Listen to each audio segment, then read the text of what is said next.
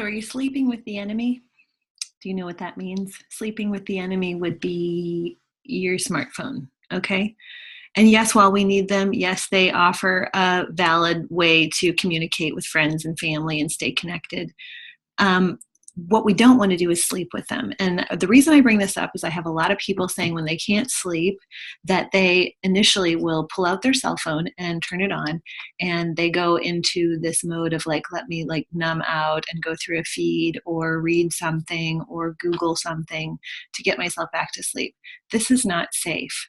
And the reason I want to call this out is because it's all too prevalent. Even people sleeping with their cell phone underneath their pillow. So we definitely don't want to do that. This thing is emitting radiation, as you've seen in my radiation video that I put out. And if you haven't, I'll put a link below so that you can go click on that because it's right here on my Patreon page. But this is emitting a radiation that is radiating into your head. So for those of you sleeping with it on underneath your pillow and pulling it out when you can't sleep, this study I'm going to bring up is good for you to know, especially if you suffer from any sort of insomnia or anxiety, depression. Okay, so I'm going to show you my screen right now. And this is a study 2015 that really speaks volumes about what I'm talking about here. So if you'll notice, the conclusions state that the results indicate that depression, anxiety, and sleep quality may be associated with smartphone overuse. Such overuse may lead to depression and or anxiety, which in turn can result in sleep problems. University students with high depression and anxiety scores should be carefully monitored for smartphone addiction. So this is actually also talking about smartphone addiction as well. And that's typically why I see people putting their smartphone under their pillows. It's almost like we've gotten into this mentality is we can't be far from this electronic pacifier, so to speak. Like we can't bear a minute of like not being entertained or not looking up something or not knowing what everybody's doing. But this is really disrupting us more than it's helping us. So my tip for you is if you suffer from any of these things, and even if you don't, we don't want to start, is to, if you have to keep this near you, let's say just for emergency purposes, please turn it on airplane mode or some sort of mode that doesn't allow any transmission, including Wi-Fi or Bluetooth. So make sure that when you turn off the data, the cellular data, you're also turning off the Wi-Fi and the Bluetooth. Next, if you can, let's not sleep with it in the bedroom. Let's sleep with it out in a different room and plug it in out there, because actually if you plug it in next to your bed, you're getting that radiation right next to the bed coming out of the electrical unit. So definitely don't want to plug it in next to the bed either.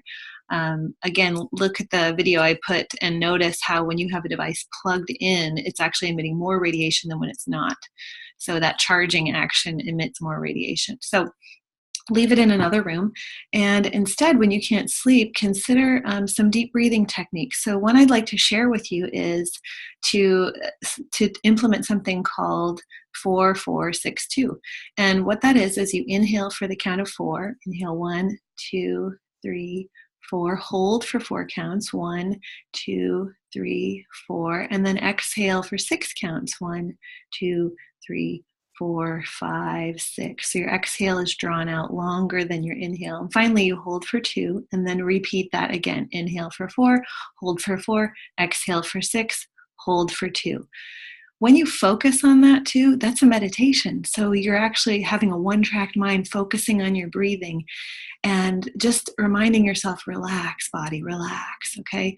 So try that the next time maybe you wake up and you can't go back to sleep. And another tip is, if you find that this happens frequently, like there's the same time of night you tend to wake up and it takes you about an hour or so to get back to sleep, one thing you might want to look at is having a little bit of some fat before you go to bed to calm that blood sugar that may be crashing in the night. So something along the lines of a tablespoon of coconut butter or half an avocado, or even just a spoonful of coconut oil if you like that. Or if you're not allergic to nuts or seeds or anything like that, or don't have a sensitivity, perhaps a couple tablespoons of almond butter just before you go to bed. I don't normally advocate eating after the sun goes down, because we really need to keep that circadian rhythm in line too, to keep from depression and anxiety. But in the event that you know your blood sugar's crashing in the night, or you feel that like I'm wide awake at 3 in the morning and I can't go back till asleep till 4 sometimes, that's typically a blood sugar issue. So let's balance that out with a little good fat, no carbohydrates or anything, just some fat before you go to bed. Um, Also, speaking on the addiction part of that study, I'll just revert back to that for a second so you can read that while I'm talking.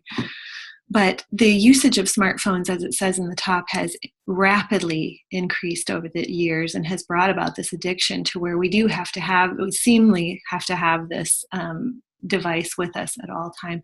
So I really want to encourage you guys to notice how many times a day are you going to your cell phone? How many times a day is it to actually check a text message or take a phone call versus what's going on Facebook, what's going on Instagram? Every time you do that, you do get a hit of dopamine, this feel-good pleasure center of the brain, but that doesn't mean that it's building dopamine in the brain. That's why you keep going back, and that's where the addiction comes from. We want to do things that build dopamine, and in another couple of videos, I'm going to be posting all about dopamine and what to do to increase that motivation center, the pleasure center in the brain, and find enjoyment out of life, actually, rather than devices and numbing out with feeds and things like that. So just take a day and become aware of how many times you're kind of checking your email or checking your Instagram or checking your feeds. And then make it a point to say, you know what, just for today, I'm only going to check it 2 times. I'm only going to check Instagram twice, or I'm only going to check my email 2 times, maybe once in the morning, once in the evening, versus, waiting for every little message that comes in. Turn off your notifications on some of those too, so that you're not constantly bombarded with, hey, check me. Hey, something happened. Hey, somebody sent you a message. Okay. So try that out. See if that doesn't ease up some of the anxiety. When you feel like you want to go to your phone because you want to numb out or you want to not think about the stressful thoughts you're having, try instead to go outside. Even if it's cold, bundle up, put your gloves on, put your hat on, and go outside and just take some breaths of fresh air.